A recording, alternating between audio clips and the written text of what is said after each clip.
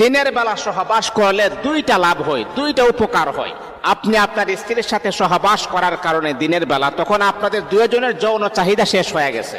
তখন আপনার স্বামী মনে রাখতে হবে, যেহেতু আপনার স্বামীর যৌন চাহিদা শেষ হয়ে গেছে, এই দিনের বেলা যদি আপনার স্বামীর সামনে অন্য কোনো মহিলাও যদি আপনার স্বামীর সামনে পড়ে, তারপরও সে তার দিকে কুদৃষ্টিতে তাকাবে না, জিনার দৃষ্টিতে তাকাবে না। কারণটা কি? সে আপনার সাথে কিছুক্ষণ আগে সহবাস করে আসছে। আর মানুষের যখন যৌন চাহিদা যখন বাড়তি থাকে, তখন সামনে কোনো মহিলা দেখতে তার দিকে যৌন নজরে তাকানো হয়, এটা গুনাহের কাজ। 2 নাম্বার লাভ হলো, দিনের বেলা সহবাস যদি আপনি করেন, আল্লাহর রাসূল আমাদেরকে বলে দিয়েছেন অনেক নেকি আপনি পাবেন। কেন আপনি নেকি পাবেন?